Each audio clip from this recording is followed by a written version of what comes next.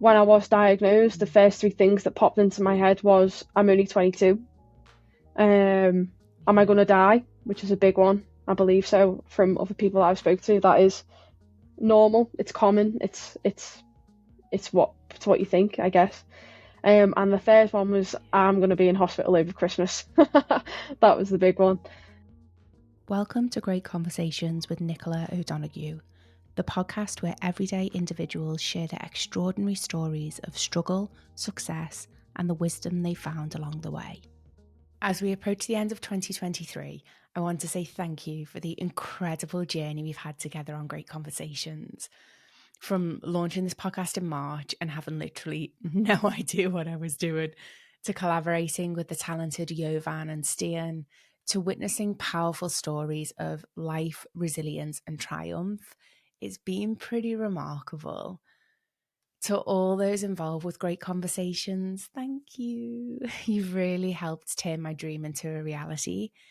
We are going to be taking a break for the holidays and we'll be returning on January the 11th, 2024, and we've got lots of exciting guests lined up.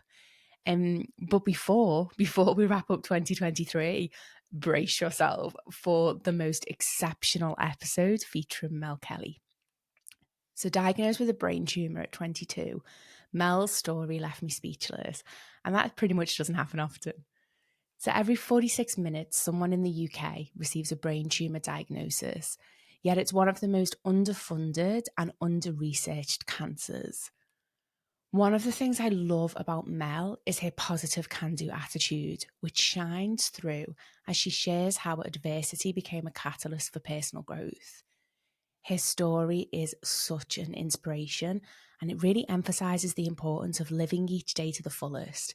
And it also actually emphasises how oftentimes we can use challenges to help other people. Now, if you can, please consider donating to brain cancer research, and we've included some links in our show notes. Enjoy this episode. It is honestly the most awesome, inspiring way to end 2023. Mel Kelly, welcome to Great Conversations. How are you? Thank you. I'm good. Thank you for having me. Oh, thank you so much for being here, Mel. I genuinely really appreciate it. I cannot wait to get into your story. But before we get there, our lovely guest, our previous guest, left you a question. So we're going to start with that. Mel, what in your heart of hearts matters most to you? So I think this is actually quite an important question, but I think it kind of relates into what we're going to delve into a bit more today. And I think for me personally, what matters to me most is health. And I think if you haven't got your health, you've got nothing else. My granddad always used to say, your health is your wealth. And Absolutely. I never appreciated that until I was a little bit older, but I can now. And I'm just really curious, if I'd have asked you that question 2 years ago, what would your answer have been then? Crikey. I don't know. I don't actually think I probably would have maybe even had an answer this time 2 years ago. Like, I'm 23, and I think being like so young, I don't really think anything like that would ever cross my mind until life throws you a curveball and it changes your perspective, I guess. Yeah. So sort of going into that then, like maybe tell me a little bit about you. Who's Mel Kelly? Yeah, so I'm a black belt in karate. That's a big one. Yeah. I actually love playing the drums. I'm a keen musician, so I'm always listening to music or tapping on the floor or just trying to get creative in any way I can. I'm a lover of life, I think. I just love everything. I love getting involved with things. I love being active and sociable. And where did that come from? Like, where did that love for life come from? I don't know, to be honest. I think I've always been on the go. I've always had things to do. I've always been involved with things. Like, I remember even when I was a kid, my brother used to play football, and I used to I one day turned up in like a footy kit, and like I had my shoes on and everything like that, and I was ready to go, and they were like, you can't play, you're like 7 and it's like a boys over 12 or whatever it was. But I think I've always just wanted to get stuck in, but I don't know if I get that from my dad. He's always on the go, and he's always like, if he's not doing something, he's doing something else. But I think in some terms it can be a double-edged sword, because you can start one task and then not finish it, and then you're on to another one before you're ready, type thing. What is it about, Yeah, say, karate, for example, that really that speaks to you, that makes you sort of, because you're obviously very committed to that. So what is it yeah. about that discipline that you resonate with? I think as well, like, karate is such a special thing, because it's not only the martial arts side of it, it's also the social side that comes with it as well. Mm, And I think if you've got those people around you that keep like lifting you up to, I don't know, go on for your next bell, or like pushing you to train more each week, I think like the people that are around you matter most, and they can like help you push yourself, and they can help you stay dedicated to something that you love. Because I think if I don't go to karate, I won't see my friends, and it's like yeah. that fights both ways as well. But when I'm there, I just love it. It's like a release for me. It's the power of as you say, exercise and community on keeping a positive mental health, isn't it? It's like you sort of said, Absolutely, yeah. you alluded to it a little bit then, of like how important relationships are and the people are around you. There was this one study which said that our friends can influence up to 95% of our decisions that we make. Wow. And that's why it's Yeah. like so important to be discerning about friends and the people that you surround yourself with. It's mad, isn't it, when you think about that? 100%.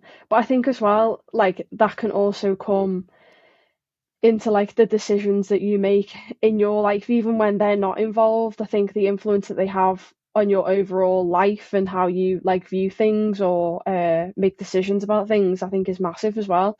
Um, and like with me being such a positive person, I have surrounded myself with other positive people. You know, when you're with someone and then they're really angry about something, and then Mhm. next thing you know, like a minute later, suddenly you're fuming, even though it's not Yeah. happened to you. And apparently, Yeah. there's this genuine, like, it's called emotional contagion, and it's like how we energetically take on the emotions of other people around us. And it's like similar to what you're Absolutely. saying with your friends, like, the more that you surround yourself with people that are maybe negative, anxious, judgmental, like, Mhm. that bucket, the more likely that you are to go into the world like that. So, yeah, it is so important. And I'd love to know, like, what, like, as we're talking about this and you're saying that you're surrounding yourself with positive people now, I mean, has that always been the case? Like back when you were younger, were you always savvy enough to surround yourself with the people that are going to cheer you on? Like, or is that something that you've um, just recently come to? I think more than anything, like quite recently, I'm more like tuned into it. So if someone's giving me a bad vibe, or like, I don't know, I'm just more heightened of it now, and I'm more aware of who's around me. And I think maybe that is because of what I've been through, or what I'm not sure. But I think prior to what's happened, I think I was more aware of myself than I was anyone else. But I think that can be quite toxic in itself as well, because even if I don't know, had a bad day or whatever, I would keep it in, and I wouldn't let it out or whatever to anyone else. But then, like, I don't know, my friends might say something, and like, oh, I've spilt my dinner down my top, or I don't know what I'm having for my tea, just like trivial things. And I'd be like, oh yeah, but and I'd think to myself, oh, my day's been so much worse than what theirs has. And I think like their negativity was bringing me down more than what I realized. Even if you're not with them and it's over text, say, or you're on a call to someone, it does change your vibe at the time, say.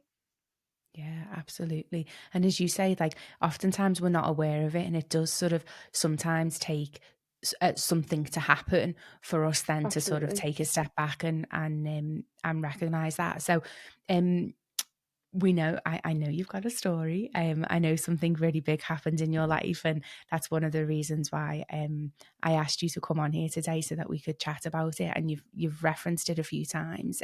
But would you mind sharing with us, like, what is it that's happened? What was that life-changing moment for you? When I was 22 last year, I was diagnosed with a brain tumor. Just before Mm, Christmas last year, it was a big, quite a big ordeal, to be honest. I was ill from September of last year.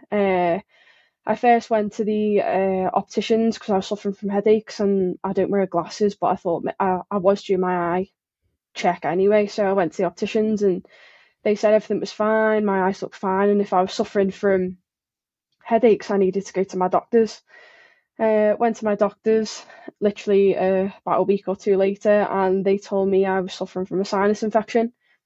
So they put me on antibiotics and medication for that, and then sent me on my way.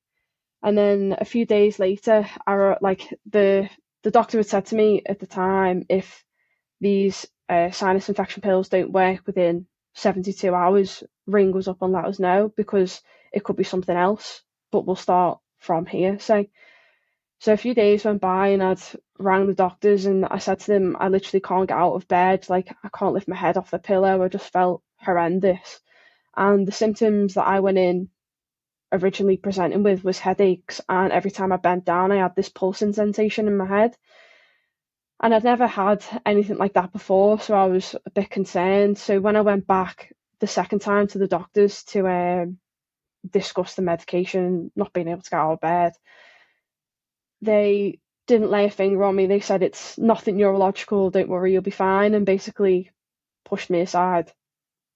Finished the medication, and then after about 2 weeks, once I knew like the meds and stuff had gone out of my system, I went back to the doctors because I was still quite ill. So again, I was still had the same symptoms at this time, and I went to see a different doctor, and then I was diagnosed with migraines.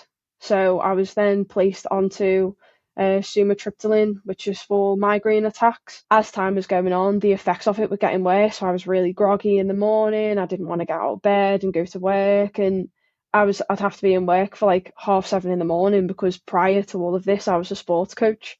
So I'd be going into primary schools and doing breakfast clubs, and I wouldn't want to be getting out of bed in the morning to go to it. And anyway, time went on, and then my vision started to get worse, so I started to lose my vision. I had to ring the doctors, and they told me to fill in an e-consult. So I did, and we're talking like middle to end of November now. I'd filled in this e-consult, and they said it would take them up to 2 weeks to get back to me. So between me filling out this e-consult and then the doctors getting back to me, I went on holiday for 5 days to Lanzarote with my friend, just as like a winter break, if you like, because at the time, me and him thought that I was just suffering from a burnout. I'd started a second job, Yeah. it was coming up to Christmas, and I was just really busy, and we thought that I was just burnt out and I had no energy left. So we went on holiday and thought nothing of it. But then I had this really bad pain in the back of my right ear, and I still hadn't heard anything from the doctors. So I just went on holiday and thought nothing of it. And I took my pills with me and the over counter stuff, and I just carried on as I was. But between all of this happening, I actually had a blood test. I missed that one out. I had a blood test at the doctor's, which came back high in prolactin, which is produced by a pituitary gland in your brain. And I went for a second blood test and it came back clear. But when the first one came back high, the doctor booked me in for a provisional MRI to just be on the safe side.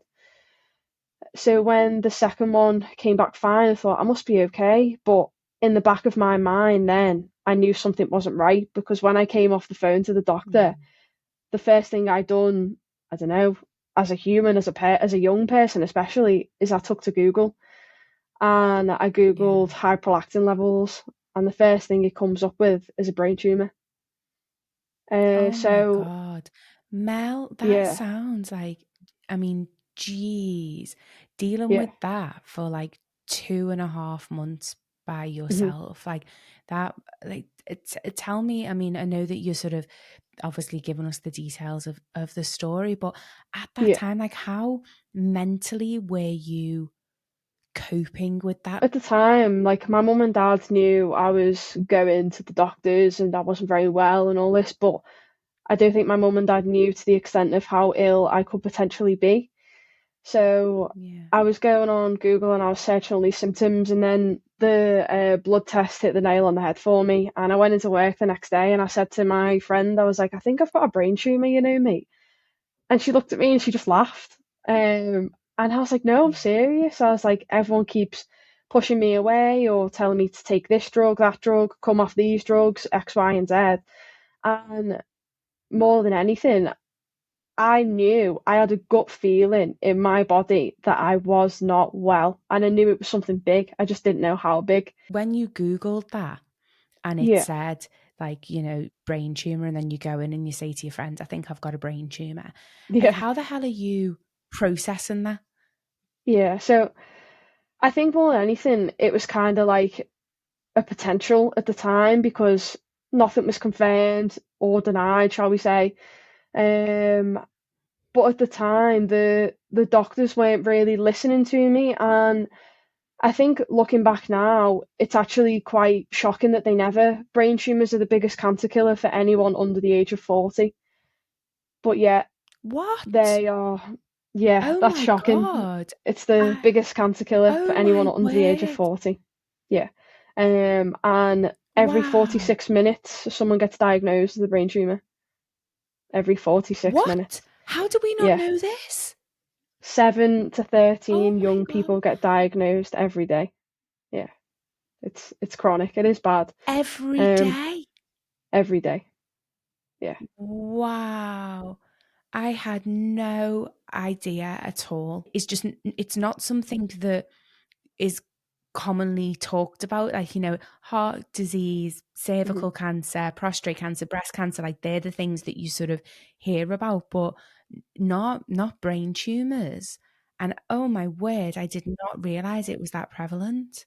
Yeah. I think as well, people don't necessarily realize it is even though mine was benign and it was non-cancerous, it's still classed as a cancer. So I'm still supported by the Teenage Cancer Trust and Clatterbridge Cancer Hospital and stuff like that. But I think because it's not a lump or it's not a mark on my body, it's actually inside my brain. I think that's also another reason why people are misdiagnosed so often.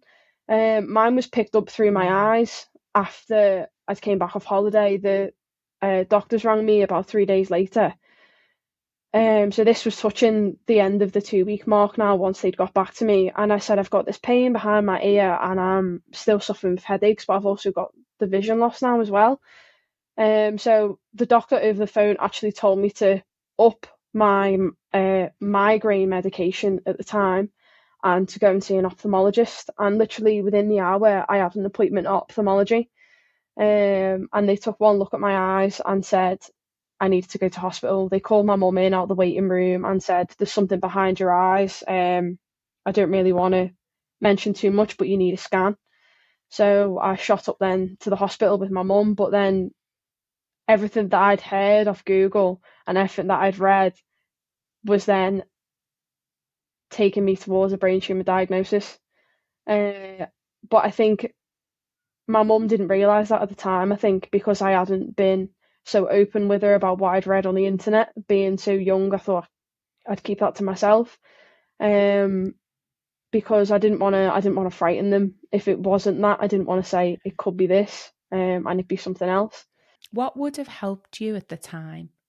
So when you're dealing with that and you're not wanting to burden other people, but yet then you're carrying this yourself, you're carrying the Hmm. what I can only assume, don't want to put words in your mouth, like abject terror and stress. And Absolutely, yeah. And more than anything, I think at the time it was just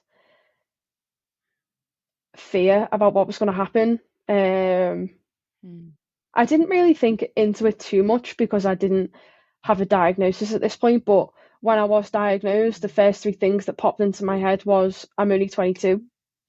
Am I going to die? Which is a big one. I believe so from other people that I've spoke to. That is normal. It's common. It's what you think, I guess. And the third one was, I'm going to be in hospital over Christmas. That was the big one. yeah. I think, I think in terms of like what I thought prior to being diagnosed, I didn't necessarily think too much into it because I hadn't had a specific diagnosis or anything from, say, a medical professional. Mm, But I think yeah. we put so much trust in these medical professionals and stuff like that. But I think if you have a gut feeling, or you know something isn't right, or you feel like something isn't okay, keep pushing, because you deserve a diagnosis. You deserve to know what is going on inside your body. And I think that's a big thing that I'm trying to push for as well, is people people deserve clarity. Like, it's your life at the end of the day that could potentially be on the line, and people are, I don't know, pushing sinus infection pills or migraine pills down you, and it's nothing to do with that. It's actually a tumor the size of a large strawberry growing inside my head. But I think, yeah, it's just, it was pretty terrifying, like the whole like shabarkle or whatever that you want to call it. But I think when I was diagnosed, I actually turned around and said to the doctor, because she said to me, "There's no easy way to tell you you have got a brain tumor.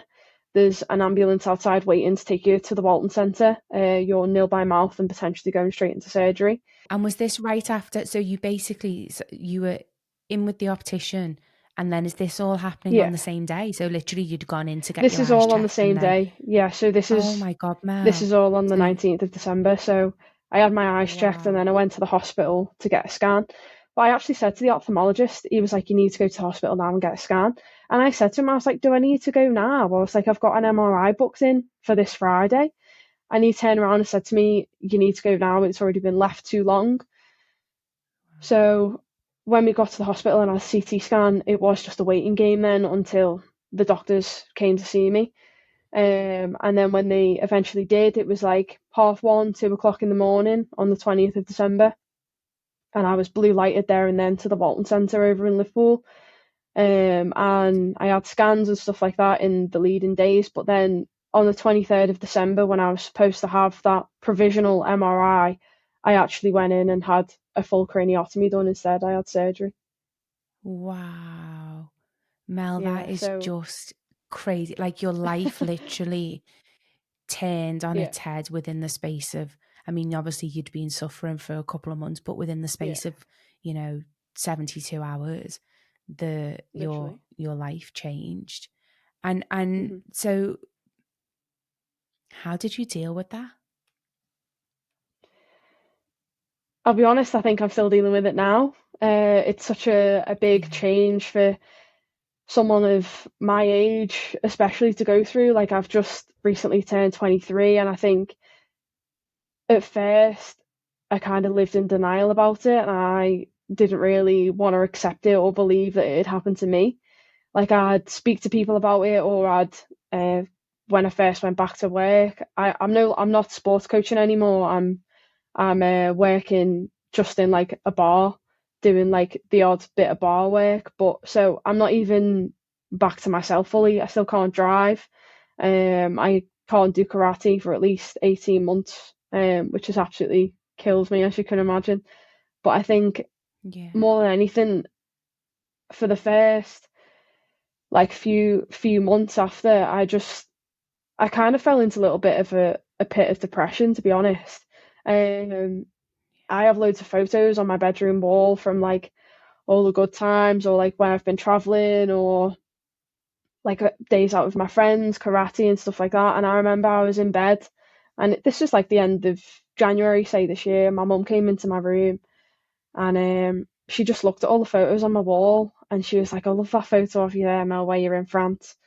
And I just started crying, because at that time I couldn't see anything else other than the day ahead. I couldn't see into the future. I couldn't see past my next appointment, or what was going to happen in 2 days' time, or if I was going to get an infection and end up back in hospital.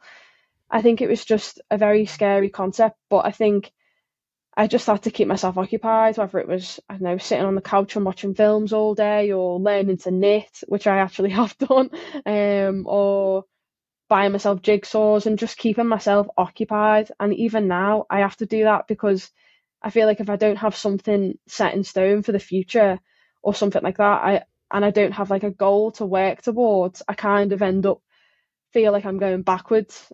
First of all, thank you for sharing. Like, what were some of the things that really came up for you in this past year that, I guess, changed your perspective of Mel and what is possible for you? Wow, that's a big one, but I can answer that pretty well, I think now. Whereas I think if you'd asked me this time, I don't know, 6 months ago, I probably wouldn't have had a clue. But like I was saying before, like the Mel, so I kind of see it now as like a pre and post cancer. I think that's the only way I can view my life. It's complete. My life's Mm. never going to be the same again. It's only going to get better, hopefully, from such a negative experience. But the Mel prior, I was really confident. I was bubbly, outgoing. Like that was me. And after my diagnosis, it crushed me. And I know I'm sitting here now all smiley and happy and stuff, but I've had 11 months to work on myself again and to Mm. come to terms with not only my diagnosis, but my surgery, and come to terms with everything that I've been through. And I think even now, I just have to take it one day at a time. I never know what's around the corner. And I think that is Yeah. quite scary, especially to live like that at my age. I'm kind of living day to day rather than like, oh, I'm going to do this in 6 months or I'm going to do this. But I'm also I'm kind of doing both. Like, I'm taking each day as it comes. But like I said before, I'm setting myself challenges now to make myself better and to allow myself to get back to the Mel that I was. So over the past few months, I've managed to raise £10,000 for different charities. So Amazing. back in January, I set myself a challenge to raise money and awareness for brain tumours. Um, because, as I said before, it is the biggest cancer killer for anyone under the age of 40. But people don't know that and people aren't aware of that. And I think that is Yeah. pretty bad that people aren't aware of that. Yeah. So back in March, I walked 12 miles to mark 12 weeks recovery for the brain tumour charity. That was the first thing I'd done. Wow. That was all in one day, 12 miles. Jesus, Mel, I couldn't even walk 12 miles just on a normal day, let alone 3 months after recovering from brain surgery. Yeah. Jeez. Wow. We even had donations off Liverpool and Everton Football Club, um, just to Yeah. like help us along our way. But that was amazing. So that was something else that I've done to reclaim my identity almost. One of the things that I'm so humbled by is your ability to, like, out of this really personally dark, difficult situation, that you think about others, like the purpose that you've found, and one of the pieces of light is giving back to others, is making Yeah, your brain tumor mean something both for you and what you're taking from this personally, in terms of, as you say, sort of looking at your identity and how you want to show up in the world. And I know we've chatted about this before, but like, the people that you surround yourself with, and your friends, and what you stand for, but also your ability to make it mean something for other people, like just this philanthropic passion and drive that you've got around education and fundraising. It honestly, it's hugely, hugely humbling. thank you. I mean, is it an unfair question to ask, like, how did you get there?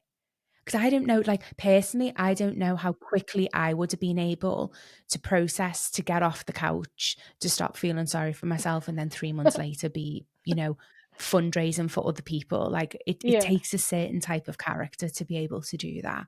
yeah, And I hope you see that in yourself as well. It's a rare gift, Mel. thank you. It's funny that you say that actually because my boss in work now, so the day after Bedfest, I abseiled the Anglican Cathedral in Liverpool with my Oh, boss shut from up. work. See, like, this is what I mean. So, like, you walk in 12 miles. Yeah, absolutely. I mean, I wouldn't even do that on a good day. Like, just it's unbelievable. Oh my But word. she turned around and said to me, kind of what you've just done then, like you'd still be sitting on the couch feeling sorry for yourself. And she said that to me. She was like, I don't understand how you do it. She was like, you're so inspirational, Mel. She was like, if it was me, I'd Yeah. still have my head under the duvet and I wouldn't be able to get out. But I think, like I was saying before about that tonic study, it is positive thinking and negative thinking. And I think I'm at the point now where I have to turn it into a positive aspect because that was me prior, so why can't I carry on doing that now? It sounds like what it's really done is frame as like is pull you into the present. Like oftentimes it like isn't for me that's one of the things, isn't it, of being able to live a happy, less stressful life is to just be fully present in this moment, because actually all we've got is this moment right here. And oftentimes, so many of us don't appreciate that because, as you say, we're making plans for the future, we're stressed, we're working, Yeah. we're wrapped up in just the normal day to day worries. And you've had a life event which has really shaped for you your mortality. Sorry, like just going to go Mhm. there, but it is like at such a young Yeah. age in a way that many of us don't have until much later in life. Hmm. And so I can only imagine that it must have brought in as you say, like the beauty and the fragility of it all. And so this desire to make the most of every single day and every moment, um, because nothing's guaranteed, and you know that better than anyone at such a young age. I'm assuming that that's got to be a huge driver now behind your actions and your behavior and how you're showing up in the world. I think so, yeah. Like the people, like prior to this, like if someone asked me to go out and do something and I didn't want to do it, I'd just say no. I'd be like, I can't be bothered, another time maybe. But I think now more than anything, someone actually said to me the other week, they were like, you don't always have to be such a yes man. But I think nowadays I do, because I don't know what's going to happen. I don't know what's around the corner. And I think if you can do something, go and do it. Like, you don't know how short life is going to be or what's around the corner. I love that reframing. When you just said then, like reframing, I don't want to do it to I can do it.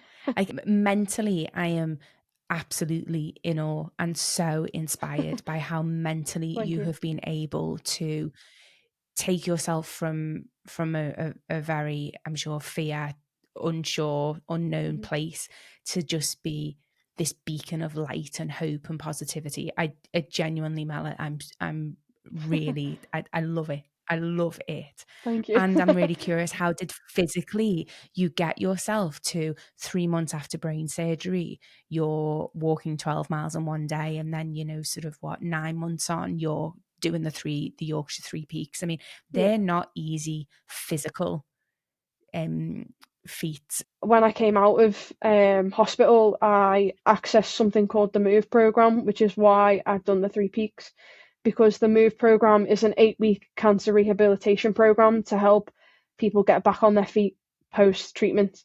So to go into cancer rehab, I was very weak. I had no strength at all.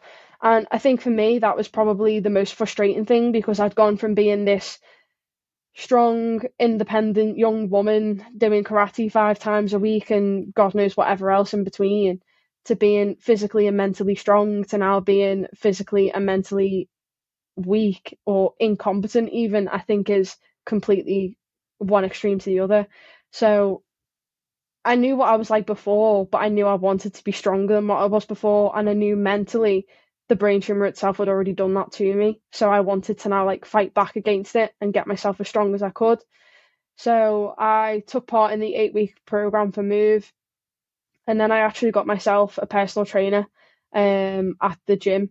So the Move program actually gives young people and participants who've completed the 8-week program a free gym membership for a year, which I think is literally unbelievable. And the partnership that Pure Gym have with Move is like first class. It's unbelievable. Back in January, I was in a wheelchair because I couldn't walk very far. So my mum would take me out and push me in the chair. And then one day I got up and I took a few little steps and I started just building up my stamina, like day by day, week by week, and just getting out as and when I could and how long suited me and stuff like that. And I think more than anything, like we said before, going back to that positive and negative thinking, if you want to do something and you put your mind to it, you will do it. Yeah, I'm raising awareness and I'm raising money along the way, but I think for me more than anything, it's helping my mentality more than what people think. And I think for Yeah. something to help me mentally, but then to help other people off the back of it, I think is the thing why I'm doing it the most. And what you're talking to is like you're choosing to focus on something that's empowering. So Yeah. and the power of determination as well. When you're determined and you set your mind to something, um, that can give you the sort of energy and lift that you need. And for anyone that's been recently diagnosed with cancer, what advice would you give them? I think what I would say to people now, if they are newly diagnosed, I would say is first of all, congratulations on getting a diagnosis because some people really struggle to get it. Yeah. Keep pushing, like take each day as it comes. It's not it's a sprint, not a marathon or whatever the saying is. Um, It's a marathon, not a sprint. that's it. Isn't it the other way around? Yeah, but I think yeah, it's a I marathon, can't do not a either. sprint. That's a Um, lot. same. But I think the important thing is as well is like you just need to realize that you are not alone. That is the biggest thing ever. And there's such a massive community out there, be it breast cancer, lung cancer, pancreatic cancer, I don't know, all these cancers that I've just listed. I now know people that have got those cancers, and I am now proud to say that they're my friends. And I think there's such a big community out there that they can help you no matter what. And if people are being funny about your diagnosis or whatever, get rid of them. You don't need the negativity. And I think more than anything is I'm not Mel, the kid who's had cancer. I'm just Mel. I'm still me, and I think that's a very important thing to take away from it. Is it hasn't changed who I am as a person. I'm still the same person, just with a touch of cancer. And just for people who are, I guess, in relationship, family members, friends with people that have been given a cancer diagnosis, what's some of advice you could give them? Like, how can we better support and turn up for people that are living with cancer? I think this is such a grey area because people think, oh, they've had this diagnosis. I don't know what to say to them, so I'm going to say nothing at all and fall off the face of the earth. Because myself, I've had a few people like that, but the people that have stayed there Mm. have just shown up. They haven't treated me any differently. They talk about it if and when I want to talk about it, but it's not the main cause of conversation because before I had cancer, we never spoke about cancer, and I think Mm. that doesn't mean that everything has to now revolve around it and stuff like that. And I think the most important thing is for people to just be there. Mm. I love that. And as you go into your, obviously it's coming up to your 1 year anniversary, um Yeah. what's going on for you now? Like, how are you sort of facing that and dealing with this next milestone in your journey? Um, it's quite strange actually. I don't really know how to feel about it. I was speaking to someone the other week and it's coming up to their 8 year anniversary. And I turned around and I said to him, I went, what do you do? Like, what do you do? It's just like another date, but it's another date where something bad happened and I don't really want to like relive the bad stuff. And she turned around, she Mm. said to me, she was like, well, you're being a bit greedy with yours being so close to Christmas. But she was like, I just treat it like another birthday. But I think you have to, and I'm going to celebrate it like my birthday. I've booked it off work. So my diagnosis was the 19th and my surgery was the 23rd. So I think I'm going to celebrate it on the 19th because the 23rd would be a little bit greedy. But yeah, Not at all. I think you've earned the right to be greedy there, Mel. Just a little bit. Yeah. yeah, so I don't know what I Yeah. might do, but I'm just going to spend it with family and friends, I think, and with the people around me that matter most. Yeah, Even what you said then of just what's been, what was bad in the past doesn't dictate your future, and your future doesn't have to be like that. And I think you can relate that to so many different life events. It doesn't have to be cancer absolutely. diagnoses. It can be yeah, a divorce, death, jobs, burnout. Like, it can actually be whatever. And I think what's really hit me as we've chatted is this choice. Is the, like, I'm looking at you and a person who has chosen to take control of their life and live it in a way that matters to them. And it's just hugely empowering and hugely inspiring. So Thank you. Thank you very much. Thank you. And on that note, we've got a closing tradition, which I'm really excited to see what you're going to say about this. So I ask all my guests, what is something that other people value that you don't? That's a tough one, but I think for me, especially after everything that I've been through, and again, like the starting question, if you'd asked me this time, I don't know, 2 years ago, it would have been completely different, or I might not have had an answer for it. But I think for me, one thing that other people value that I don't value is materialism. In terms of cars, clothes. I mean, I can't drive a car at the minute, so that doesn't matter to me. But cars, clothes, jobs, the best phone, the best technology, stuff like that out there that people my age are concerned of. I couldn't give a hoot about anymore. It does not matter to me. As long as I'm fit and healthy and happy and doing things that I want to do when I want to do it and having fun and living my life the best that I can, I think that is the main thing that matters to me, which necessarily might not matter to other people at my age. Yeah, I love it. It's so right. And what you're saying is a lot of people wake up to that a lot later in their life. And as you say, I love that at 23 you're already recognizing that. Thank you so much for giving me your time, for coming on to Great Conversations, for sharing your story so beautifully. And I think also for, as I say, just inspiring and empowering. Your philosophy on life is, yeah, for me, hugely inspirational. And I'm really grateful to you for sharing that with me. So thank you. Yeah, thanks for having me. It's been a pleasure. Thank you to the amazing individuals who make Great Conversations possible. My editor, Stian Moritz, musician Jamie Jenkin, and our incredible guests for their openness. Make sure to check out our website, integrate.net, which has all the resources you need to live a happier, healthier, less stressful life. Sending you so much love. Bye for now.